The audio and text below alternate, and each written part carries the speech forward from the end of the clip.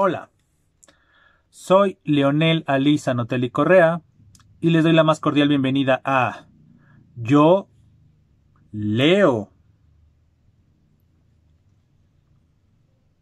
En este miércoles de comunicación continuaremos con el tema ¿Cómo escribir un ensayo? Pues, sin más preámbulo, comencemos. Como hemos visto en anteriores videos, el escribir un ensayo no radica únicamente en plasmar lo que pensamos y cómo lo pensamos y ya, sino implica todo un proceso de planeación y un proceso de orden, ¿correcto? Detrás de un buen ensayo hay una buena planeación y en consecuencia un orden lógico. De ahí que el esquema que es el esqueleto, la esencia de todo ensayo, se le denomine el esquema lógico. Entonces, en anteriores videos hemos tratado el tema de cómo ir redactando un ensayo. El primer video en relación con este tema o con esta serie de videos en torno al tema de cómo escribir un ensayo, vimos más o menos cómo se puede planear. Son sugerencias, todo acto de creación y todo acto de redacción, pues es el estilo de cada quien, la forma de ver, concebir tanto la vida como la forma de trabajar. Entonces todo lo que se está mencionando en los videos, incluyendo lo que se va a mencionar en este, son sugerencias. Entonces en aquel primer video en donde se trataron los temas, mejor dicho, de cómo ir planeando más o menos cuáles son los tipos de ensayo, etcétera, y también se mencionaba estos primeros pasos, cómo ir planeando de una u otra manera el ensayo, es decir, planear muchas veces si el tema no se nos es dado, pues más o menos escoger un tema que sea atractivo, que brinde las posibilidades de generar una polémica, si se va a recurrir a autoridades, investigaciones, etcétera, pues bueno, ir recabando esta información y tenerla a la mano para no perder tiempo en el momento de ya estar redactando. También se tocó en aquel primer video, se tocó lo relacionado con la introducción, ¿no? Ciertas sugerencias de cómo iniciar el ensayo, que las primeras líneas sean como de un acercamiento al tema o a la situación tratada de una manera afable, de una manera amable, de una manera tranquila, es decir, no comenzar ya con los argumentos, ni con la disertación, ni nada por el estilo, o el ataque, si es que se pretende hacer un ensayo donde se ataque de manera frontal una postura, una situación o incluso a un personaje, no, sino poco a poco ir adentrando al posible lector, a la posible lectora, al tema. Entonces se sugería que las primeras líneas se dedicaran en esencia a introducir al tema de una manera tranquila, es decir, como no de golpe y porrazo, sino de una manera tranquila. ¿Para qué? Para que posteriormente en las consecuentes líneas o en los consecuentes párrafos ya se introdujera el tema ya de una manera ya un poco más directa y en consecuencia la postura, la tesis que se va a tener. Una de las propuestas que yo les decía es que la introducción tendría que estar en nuestra planeación aproximadamente abarcando el 20% de el ensayo total. Es decir, nosotros en nuestra planeación tenemos que tener presente cuántas palabras o cuántas páginas, cuántas cuartillas nos han solicitado. Es decir, muchas veces son trabajos por encargo, por decirlo de alguna manera, ya sea un ensayo académico, un ensayo escolar o incluso un ensayo literario, es por encargo y entonces o nos delimitan a ciertas situaciones, ¿no? Tanto ya sea de espacio, es decir, el número de palabras, el número de cuartillas, o bien el tiempo, ¿no? Es decir, cuánto tiempo disponemos para poder escribir el ensayo. Entonces, esos dos elementos en el momento de la planeación son elementos fundamentales. Entonces, en el momento de estar generando nuestro plan, pues la sugerencia que yo les he hecho y les he dicho es que la introducción abarcara únicamente el 20% del total. Si ya más o menos tenemos planeado cuánto vamos a escribir, ya sea en número de palabras o en número de páginas, o cuartillas, pues precisamente que la introducción no exceda del 20%, ¿no? Más o menos esté oscile en ese porcentaje. Ni tampoco que sea muy poco, pero que tampoco se extienda en demasía. En el segundo video veíamos el segundo momento, partiendo de este esquema lógico de los 3 momentos característicos de todo texto que sigue dicho esquema, pues hablamos del segundo momento que es el desarrollo. Y entonces ahí es donde las sugerencias más o menos radicaban en que tendríamos que pensar que cuando estamos escribiendo un ensayo, el desarrollo es la parte más importante, porque ahí es donde vamos a presentar ciertamente nuestras posturas, nuestra argumentación. Ahí vamos a explicar el qué sentimos o el qué pensamos, mejor dicho, más que el qué sentimos, el qué pensamos, el por qué lo pensamos y tal vez, si el tema lo amerita o lo permite, el para qué lo pensamos. Es decir, esas tres preguntas son la esencia de todo ensayo y principalmente de la parte de el desarrollo. Entonces, ¿cómo podemos desarrollar estos argumentos? Pues yo les daba otra vez dos sugerencias. Podríamos, a partir de un solo argumento nuclear y sacarle algunas ramas, y entonces estas ramas podrían, si es un ensayo muy breve, pues que cada una de estas ramas, de estos subargumentos, por decirlo así, fueran desarrollados nada más por párrafos, es tener como que al final de la introducción decir cuál es nuestra tesis, cuál es nuestra postura, y ya cuando comienza el desarrollo dedicarle un párrafo o dos párrafos a lo mucho a cada uno de estos argumentos. Como es un argumento nuclear, pues si lo vamos a ramificarlo, pues cada una de estas ramas que escojamos que sea parte de un párrafo. Si ya el ensayo es de mediano aliento, pues la sugerencia era de que cada una de estas ramas fuera un apartado.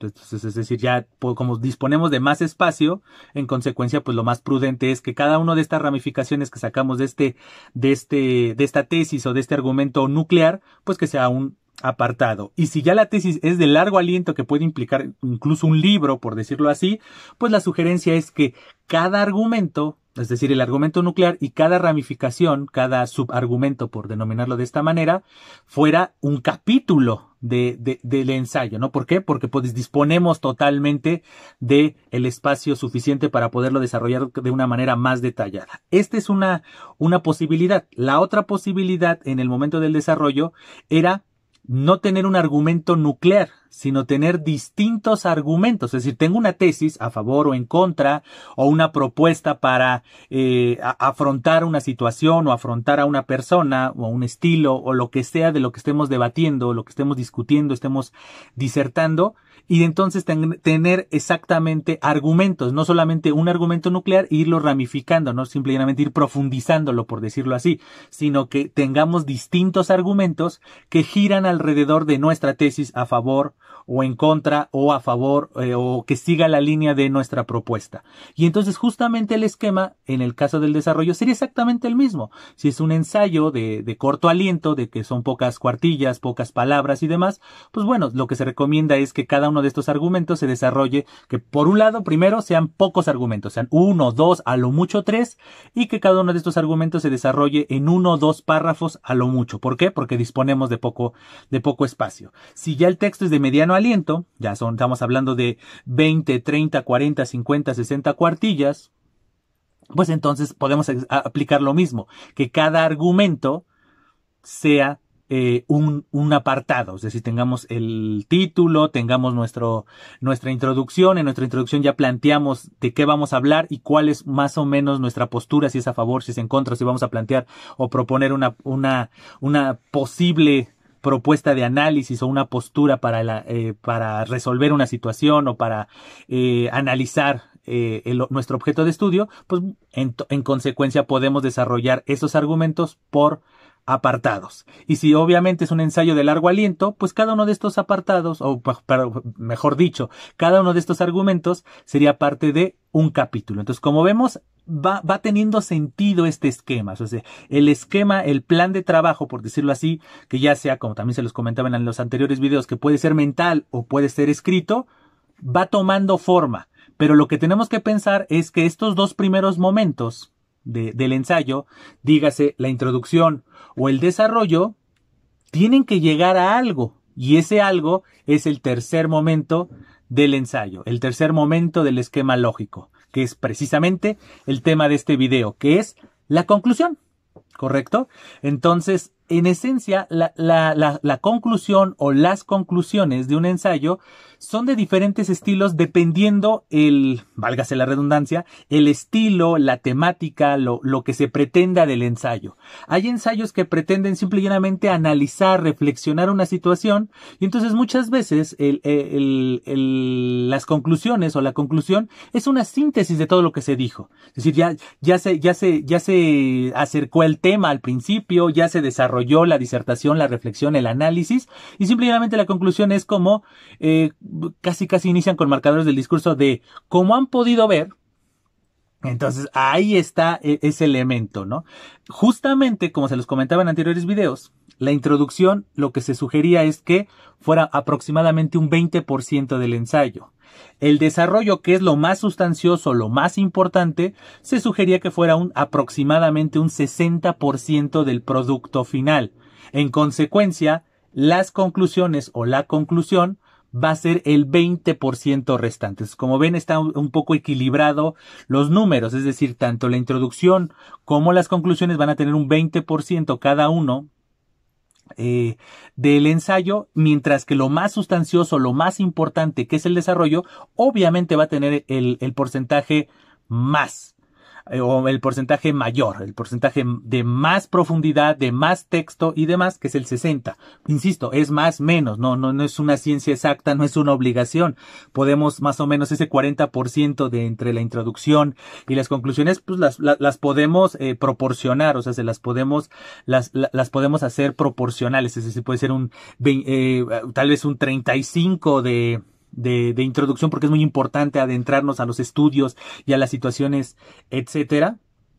Entonces puede ser un 30% en vez de 20% y dejar las conclusiones en un 15%. O puede ser algo como nada más voy a decir una conclusión, o sea, en esencia nada más es plantear una situación, hacer la reflexión y demás. Entonces la parte de la conclusión no tiene que ser tan sustanciosa. Entonces en una de esas podemos hacer el 35% de introducción, por poner un número así exagerado, y solamente 5% de un parrafito de conclusión y punto, aunque se va a ver raro, porque como que los dos primeros momentos sí fueron muy extensos, muy sustanciosos, y que de repente es como de, pues en conclusión, esta es mi propuesta, espero que les haya agradado, o algo así, dependiendo del estilo y la forma, como que fuera muy elemental y demás la conclusión, pues como que podría perder un poco el ritmo, el trabajo. Entonces por eso la sugerencia de ser un poco equilibrados en los porcentajes, ¿no? Es decir, tener esa idea, o sea, por ejemplo, en vez de que sea 20% en la introducción, pues puede ser un 15% y las conclusiones un otro 15%. Entonces es más o menos equilibrado y obviamente darle más sustancia al desarrollo, y es totalmente válido. Pero bueno, adentrándonos ya de manera cabal a este tercer y último momento de un ensayo, tenemos que tener en mente que esas conclusiones, por decirlo de alguna manera, ya las tendríamos más o menos que tener claras antes de escribir el ensayo. Porque como todo lo que se plantea en el texto va a desembocar en las conclusiones, obviamente tenemos que tener muy claro, no solamente la postura, no solamente en qué nos vamos a apoyar para justificar o argumentar nuestra postura, ¿no? Argumentar a favor de nuestra postura, etcétera, sino también hacia dónde queremos llegar, cuál es el objetivo particular del ensayo. O sea, el ensayo de manera general, todo ensayo tiene más o menos, siguiendo estas situaciones que hablábamos también en anteriores videos de las funciones de la lengua, pues obviamente nos vamos a apoyar principalmente en la función apelativa, porque lo que pretende un ensayista o una ensayista, lo que pretende en esencia es pues apelar, es decir, convencer, hacer que el lector o la lectora haga algo o deje de hacer algo. Entonces, a partir de la apelación, de esta función apelativa, pues va a ir desarrollando su disertación y su consecuente argumentación. Obviamente, el modo discursivo, pues es el argumentativo, es comenzar a defender algo a partir de un sentido lógico, siguiendo estas atributos de la claridad, la coherencia y la congruencia, ¿no? Eso es en cualquier texto, pero en el caso específico del ensayo es más importante muchas veces. ¿Por qué? Porque como el ensayo es un texto argumentativo, maneja ciertas susceptibilidades, maneja ciertos momentos, ciertas perspectivas que si no son tratados con esta claridad, esta coherencia y esta congruencia, nos puede resultar contraproducente para la persona que está escribiendo el ensayo. Entonces, de ahí la importancia de tener muy claro ese esquema, tener muy en claro de qué voy a hablar, cuál es mi postura, cómo la voy a defender y qué pretendo. O sea, como ya en una medida holística, es decir, ya una visión panorámica es qué pretendo con mi ensayo. Entonces, obviamente lo que pretendes en el ensayo lo tienes que más o menos vertir en la introducción, al final de la introducción, desarrollarlo de muy buena manera, defenderlo de muy buena manera con los argumentos, sin caer en estas falacias que les mencionaba en el anterior video, o sea, sin caer en estos juegos discursivos que muchas personas se valen de ellos para como que engañar. O sea, como yo les decía, no piensen que falacia es igual a mentira, pero sí puede ser igual a engaño, haciendo la distinción de que la mentira es ocultar la verdad, mientras que el engaño es todas las triquiñuelas, todos los recursos y los elementos que emplea la persona que está mintiendo para que su mentira sea verosímil, sea creíble.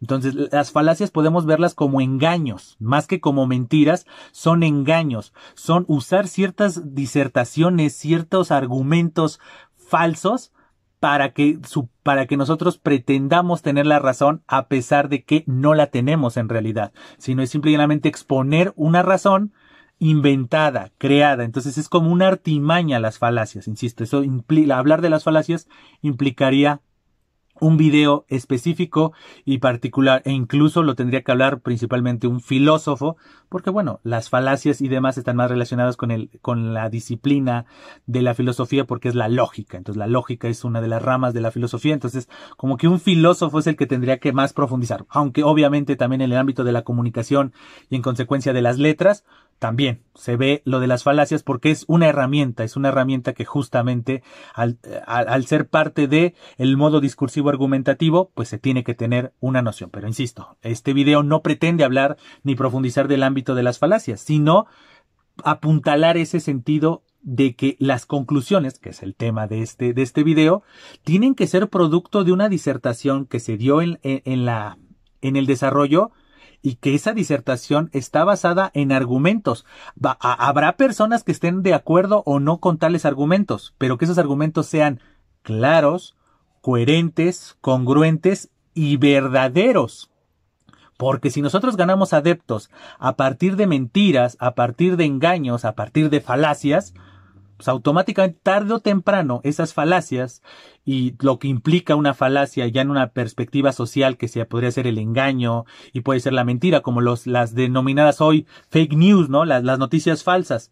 En muchos momentos esas no son falacias, esas son mentiras, o sea, por eso son noticias falsas, están basadas en engaños, en mentiras, ¿correcto? Habrá noticias falsas basadas en textos que recurran a las falacias, ¿no? Porque es un estudio dice algo y ese estudio, todos los datos que da son mentira. Entonces, o bien la disertación que se hace en tal estudio es una falacia, porque se inventó una situación, porque se creó ciertas condiciones que favorecieran a cierto argumento. Entonces, todo ese mundo de las falacias, supongamos que una persona sin escrúpulos y sin ética escribiera un texto a pesar una fake news o un ensayo donde quiere argumentar algo a partir de estas falacias, supongamos, no debería de ser, que eso es totalmente censurable y totalmente deleznable, pero supongamos que lo hicieran.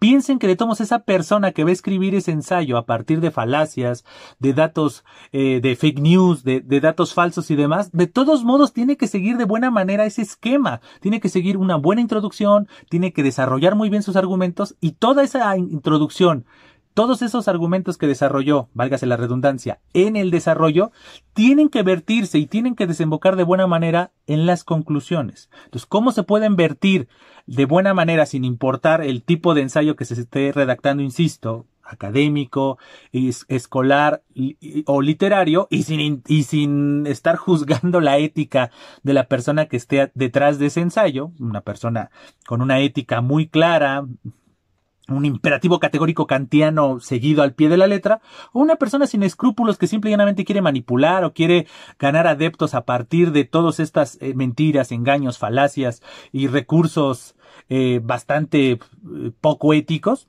Entonces, vamos, sin importar eso ya es una situación que implicaría otros temas, la moral, la ética, el profesionalismo, la responsabilidad social, son otros temas que, bueno, no tiene nada que ver con el tema que estamos viendo en este video, pero que cuando lo aplicamos a un ensayo, sí tiene que tener ese esquema lógico, ¿no? Entonces, esa introducción y ese desarrollo se vierten en unas conclusiones. ¿Cuáles son los tipos o las sugerencias que les puedo hacer en relación cuando estamos ya vertiendo toda nuestra disertación en las conclusiones? Entonces, hay distintas formas de conclusiones. Como yo les decía, la primera de ellas, y que es muchas veces la más común para personas que son como primerizas en las letras ensayísticas, es esa conclusión en donde simple y llanamente se da una síntesis de todo lo que se habló.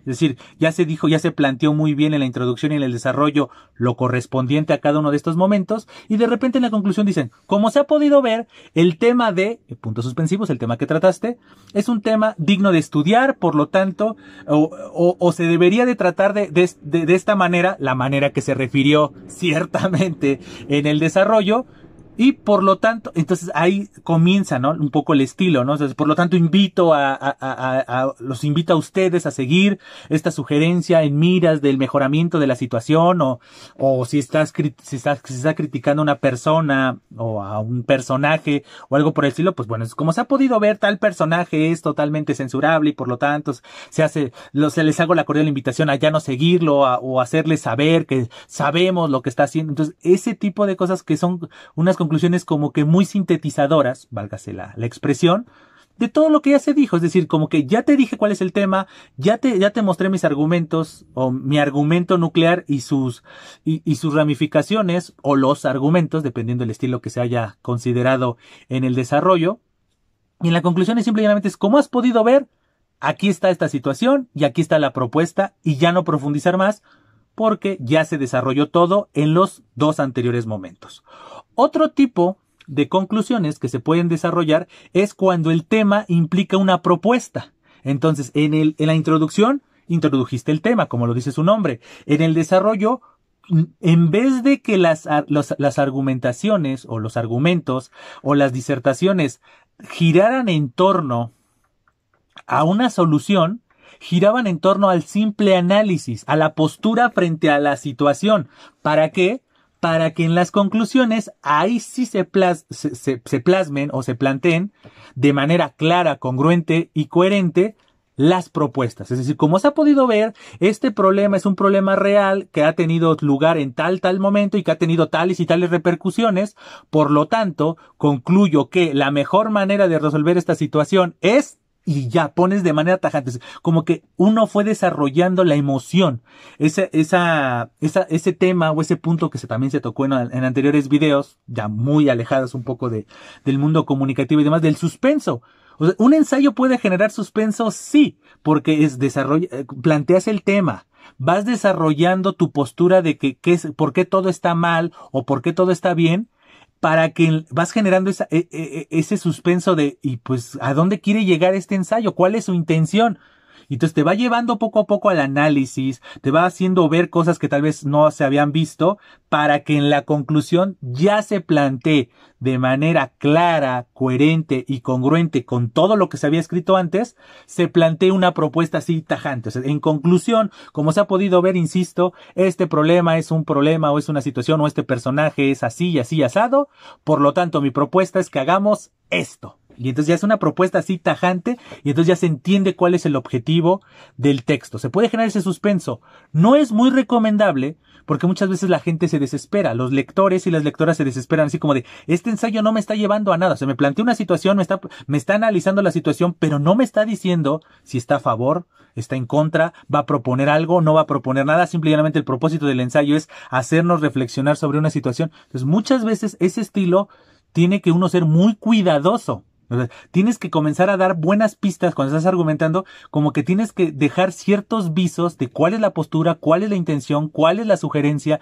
cuál es la propuesta, porque de lo contrario se podría criticar que el ensayo genera este suspenso, pero lo más importante del ensayo son las conclusiones. Entonces muchas veces los críticos, los comentaristas podrían decir, no lean la introducción y el desarrollo, váyanse a la parte final, ahí está lo más importante. Entonces como que hay que saber manejar ese suspenso. O sea, no está mal generar un suspenso, porque lo que cualquier persona que escribe quiere que su lector lea de la primera a la última palabra, totalmente válido, pero hay que saberlo generar. O sea, aunque un ensayo no tiene esta intención de suspenso como ocurre en los textos literarios, puede generar esa suspicacia, puede generar ese suspenso, esos vacíos que se van a ir aclarando poco a poco a lo largo de las líneas, a partir de los apartados de los capítulos, insisto, dependiendo de la extensión del texto.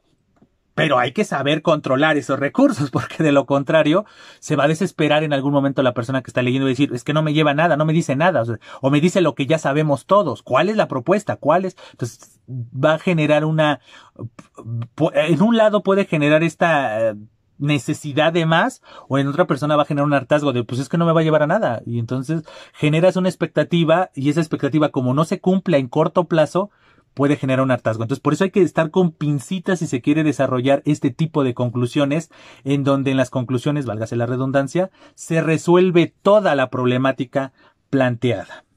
Otra sugerencia de conclusiones es en las que se unen estas dos propuestas o estas dos sugerencias de conclusiones. Es decir, hay conclusiones en donde se vuelve a sintetizar todo lo referido en la introducción y en el desarrollo, es decir, como que otra vez vuelve a adentrarse al mundo de cómo han podido ver el problema o el personaje o la situación tal, es una situación real, genuina, que existe, que debemos nosotros analizar o que nosotros debemos resolver. Por lo tanto, la mejor manera de resolverlo es seguir, y entonces sintetizas toda tu tesis que fuiste argumentando a lo largo del desarrollo, la sintetizas ahí. O sea, es como que es una mezcla entre la síntesis de todo lo que escribiste y por el otro lado como que dejas muy claro, o sea, como que es el golpe sobre la mesa y todo lo que, ya te lo argumenté paso a paso.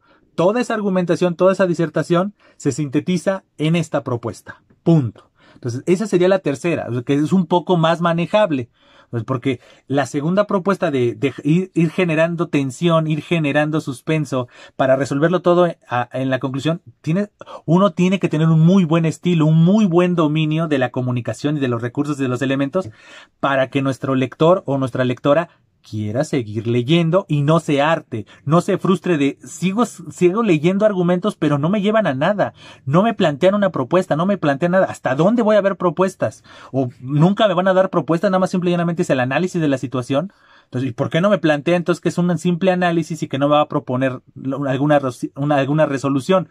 Entonces, por eso esa segunda propuesta ya es de una persona que sepa manejar muy bien el discurso o que sea un experto o una experta en el tema y en consecuencia pueda saber desarrollar todas las situaciones. Entonces, esta tercera propuesta también es un poco más viable, es un poco más cercana para unas personas no tan expertas en escribir ensayos. Es decir, como que te sintetizo todo lo que te he dicho y como que te remarco todo lo que ya, o sea, de manera sintetizada, todo lo que ya te argumenté. Entonces nadie podría reclamarte de, oye, ¿por qué me estás repitiendo lo que ya me dijiste? Ah, porque en el desarrollo te lo argumenté de manera más profunda, de manera más detallada.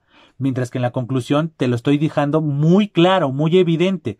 Si alguien se saltara todos los momentos y nada más leyera la conclusión y me cuestionara, ¿en qué te basas para decir eso? La respuesta es, ve a la parte correspondiente al desarrollo, vete a tales párrafos, vete a tales apartados, vete a tales capítulos y ahí encontrarás la explicación detallada y en qué me baso y cómo justifico mi postura. En la conclusión simplemente lo sinteticé, porque el propósito de una conclusión es esa, muchas veces, sintetizar todo lo planteado para como que dejar muy en claro, en el caso del ensayo, es cuál es la postura, cuál es el tema, cuál es la postura y cuál es la propuesta o cuál es la visión al respecto. Y una cuarta y última sugerencia de conclusiones es simple y llanamente las denominadas conclusiones abiertas.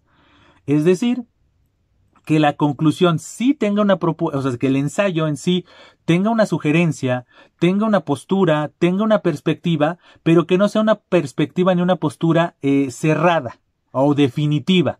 Entonces las conclusiones lo que van a servir es, como se ha podido ver, el problema, la situación, el personaje es una situación real, genuina, que merece toda nuestra atención, muestra de ello son mis propuestas al respecto, pero invito a las personas interesadas en este tema, en este personaje, en esta situación, a seguir investigando, a seguir proponiendo, a no perder la mirada, al no perder el dedo en el renglón. Entonces como que se deja ese final abierto, es decir, no significa que no propongas nada, que no reflexiones ni analices, no, sino que es un tipo de ensayo en donde planteas el tema, todo tu desarrollo es el análisis, ¿no? De lo bueno y lo malo de lo que, o solamente de lo malo, o solamente de lo bueno de lo que se está hablando. Y la conclusión es como de, ya te hice ver lo bueno, o lo malo, o lo bueno y lo malo de esta situación, los pros y contras. Ya la analicé desde mi perspectiva, desde mi postura, desde mi preparación. Ahora te invito a ti a tomar una decisión. Entonces, como que podemos ver que más o menos este tipo de sugerencia de conclusiones son muy cercanos a lo que vemos en otro tipo de textos argumentativos que son los debates. Es decir, ya debatieron las personas que fueron parte de la mesa de debate o de la conferencia donde se debatieron puntos y demás, y al final el que va a tomar la decisión es el público, por decirlo así, el espectador. Pues pensemos que hay ensayos donde se puede aplicar ese recurso. Ya te planteé un tema, ya desarrollé mis argumentos, ya te expliqué lo bueno, lo malo, por qué mi postura es mejor que la de otros, o cuáles son las diferentes posturas y sus bondades y o sea, sus beneficios y sus puntos flacos, etcétera. Y al final es como de, y al final te invito a que sigas estudiando, a que sigas investigando, a que hagas algo al respecto. Es decir, como que no es un ensayo de esos de o estás a mi favor o estás en mi contra y punto. No son tan cerrados como podría ocurrir tal vez con las otras tres sugerencias de conclusiones donde son un poco más cerradas de, como pudiste ver, este es el problema, esta es mi perspectiva y punto. O sea, como que de manera indirecta dices, estás a mi favor o en mi contra. Esta cuarta propuesta sería como, o esta cuarta sugerencia es como de, aquí está el tema, aquí está mi postura, pero de todos modos te hago la invitación a que sigas al pendiente, que tú le aportes a este tema, que le aportes a las perspectivas, ¿no? Que generes nuevas situaciones, nuevos enfoques, etcétera. Entonces como que se queda un poco abierto porque tal vez el tema lo permite. El tema, la situación, el personaje permite que se deje al libre albedrío del espectador, de la espectadora, del lector, de la lectora, se deje esa toma de decisión final. Obviamente hay ensayos donde la persona que lo está creando quiere fijar una postura muy cerrada y es de, esta es mi postura, esta es mi realidad, esta es mi propuesta y se acabó. O sea, no me interesa, o sea, como que de manera implícita nos dicen así, como no me interesa si no coincides conmigo, ¿no?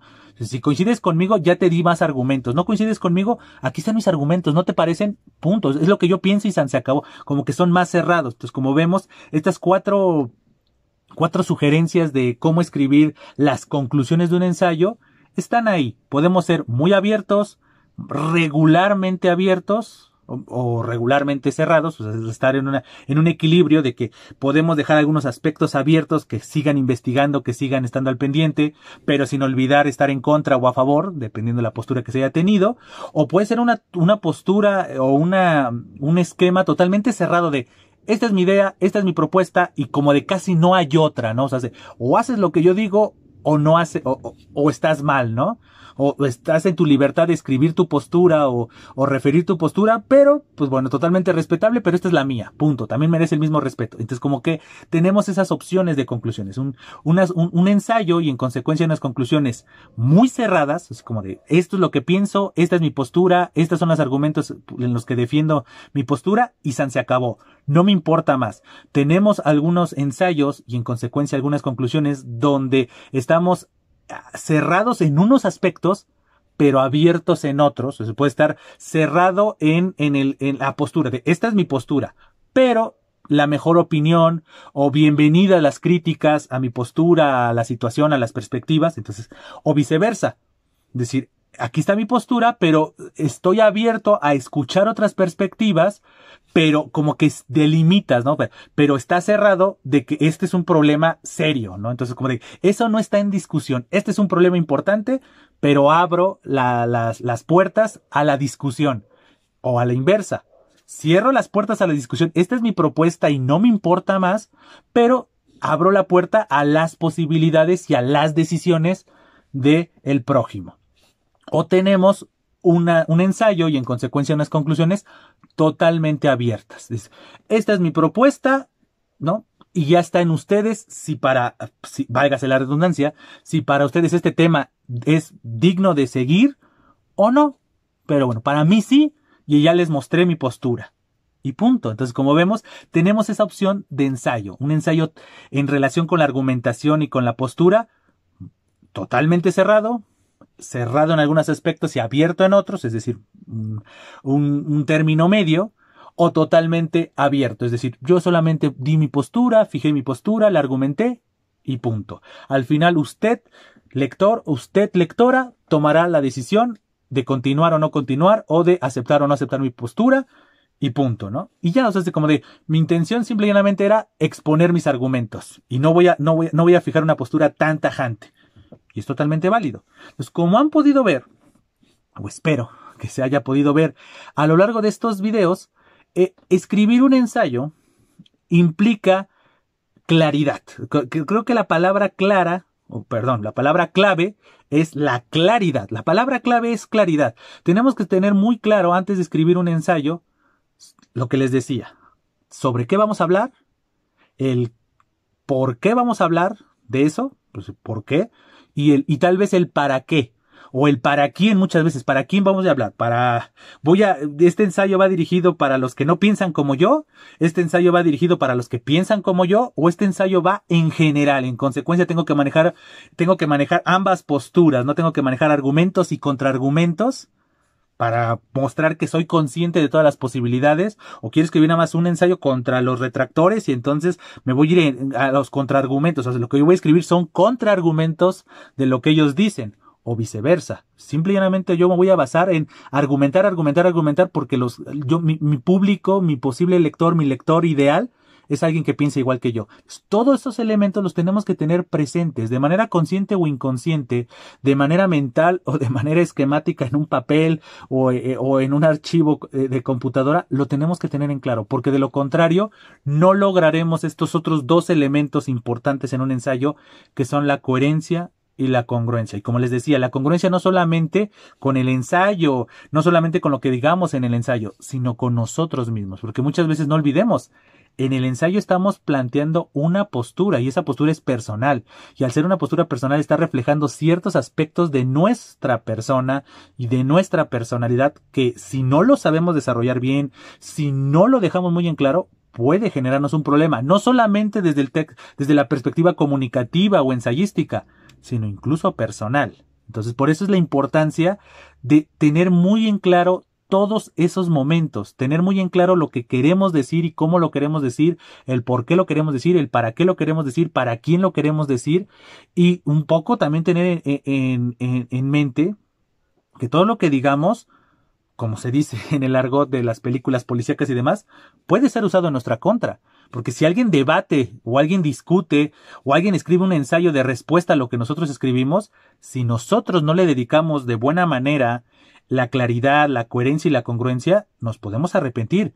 Porque la otra persona tal vez sí lo hace de buena manera, y aunque tal vez, y subrayo, tal vez nosotros tengamos razón, como no lo supimos exponer, no lo supimos mostrar, no lo supimos plasmar en el ensayo de manera clara, coherente y congruente, al final una persona que tal vez no tiene la razón, termina dándole la razón por nuestra culpa. Entonces, he ahí la importancia de que cada vez que estemos escribiendo un texto, sin importar de qué tipo sea, si es expositivo, si es narrativo, si es descriptivo o si es argumentativo, y puntualizando, y si es ensayístico, porque ese es el tema de nuestro video, sin importar eso, tenemos que tener muy claro lo que implica escribir un texto. No es escribir por escribir, no es para, yo escribí y el que lo entienda bien, para nada. Pensemos que el texto es un reflejo de nosotros, por un lado, pero que ese texto es para alguien. esas personas que dicen muchas veces, yo escribo solo para mí, es un absurdo. Es como de, entonces, ¿para qué escribes?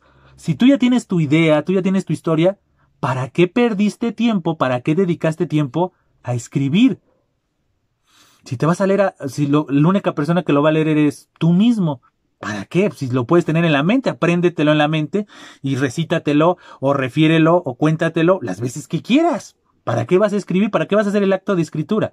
El acto de escritura, en el 99.9%, desde mi perspectiva, es para el otro. Entonces tienes que tener muy en claro que ese acto alguien lo va a leer. Además de ti, obviamente. Entonces, el primer crítico, el primer lector, el primer corrector de nuestros textos somos y debemos ser nosotros. Pero debemos de tener en claro que el texto que estamos escribiendo es para alguien más. Y en el caso específico de un texto ensayístico, es doblemente la responsabilidad, porque voy a hacer un reflejo de lo que soy, de lo que pienso, de lo que creo y el por qué lo creo. Primer aspecto. Lo va a leer alguien, y si yo no escribo con claridad, coherencia y congruencia, esa va a ser la imagen que van a tener de mi persona en relación con esto. Entonces, la escritura refleja nuestra claridad mental. Tengámoslo muy en claro, sin importar, insisto, el tipo de texto. Si nuestro texto es claro al grado de que otra persona lo entienda, lo apruebe o no, esa es otra situación. Pero que en primera instancia lo entienda, eso evidencia que nosotros lo tenemos claro en nuestro instante. Una persona nos puede tirar, nos puede criticar, nos puede señalar, nos puede juzgar de que no está de acuerdo con lo que dijimos. Eso pues es totalmente obvio y esperado de cualquier situación humana, ¿no? La subjetividad es algo esperado. Pero que cuando nos critiquen, de que nos critican algo y nuestra respuesta es, no, yo no quise decir eso. Entonces pierdes por dos frentes. Por un lado pierdes el frente del debate, de la discusión, de la argumentación, y por el otro lado pierdes en la calidad de tu texto y en consecuencia, muchas veces si lo queremos extrapolar, de la calidad de persona que eres. Porque significa que entonces no lo revisaste. Significa que no le dedicaste el tiempo que le debías haber dedicado tanto a la planeación como a la realización del trabajo. Entonces, he ahí la importancia. Entonces, ¿cómo escribir un ensayo en síntesis? Con una esquematización y una planeación muy clara, muy transparente. Primero para uno mismo, porque esa transparencia y esa claridad del esquema y de la planeación se va a ver o se debe de ver reflejado en el producto final. Y eso va a desembocar en que aunque las personas no estén a favor de lo que nosotros estamos argumentando, no nos van a poder contraargumentar diciendo, tú es que no le entendía tu texto. Es como muchas veces las discusiones que hay en redes sociales. ¿Cuántas personas no ganan la discusión porque la otra persona tiene pésima ortografía? Primero aprende a escribir y después vienes a discutir. Es una falacia total, porque no tiene nada que ver el tema que estás discutiendo con que la otra persona tenga buena o mala ortografía, tenga o no tenga un manejo excelso del idioma. No tiene nada que ver porque lo que se está discutiendo es otro tema. Pero ¿cuántas veces esa situación automáticamente te demerita? Porque automáticamente no deja de ser una falacia, una de estas falacias que les menciono, no deja de ser una falacia, pero no deja de ser una realidad constante en nuestra cotidianidad. ¿Cuántas personas no han discutido en redes sociales y demás? Y ese es el argumento. Pues primero aprende a escribir y después vienes a discutir. Y pum, ya con eso cierran. Y las demás personas que están siendo testigos de esa discusión es como de, lo cayó. Pues en realidad no lo cayó. En realidad estaban discutiendo otro tema. La otra persona tal vez se dejó llevar tanto por la pasión que escribió sin revisar su escrito y terminó siendo juzgado por algo que no tiene ni vela en ese entierro, pero que es usado para contraargumentar.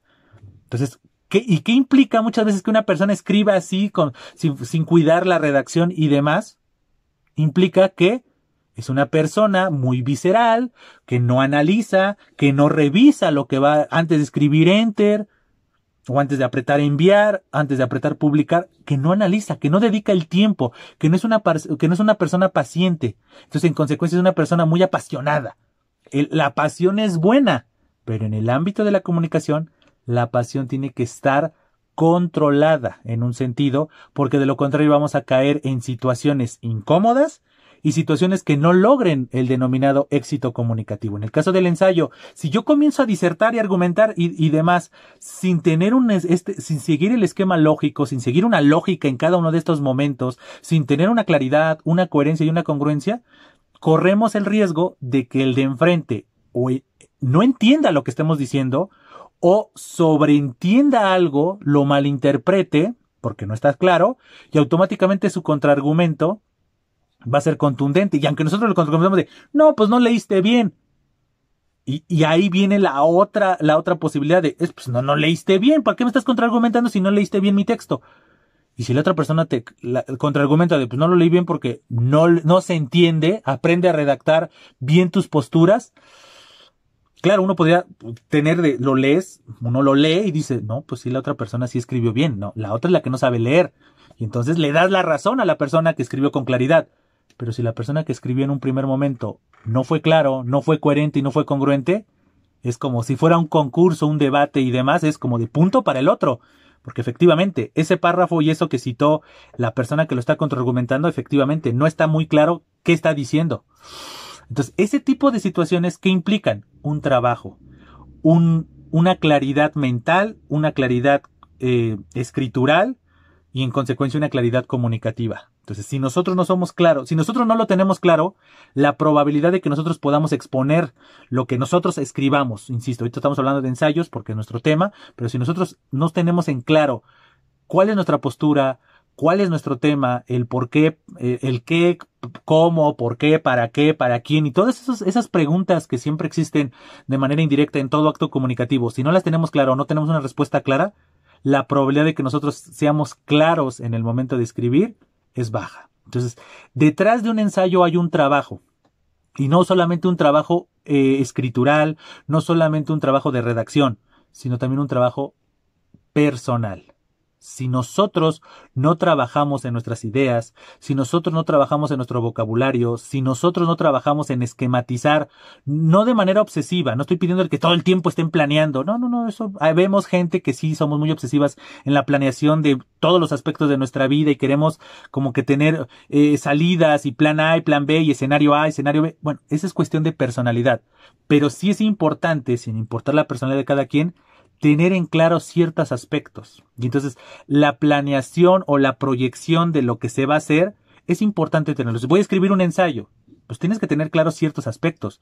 ¿Me voy a basar o no me voy a basar en autoridades, en estudios y demás?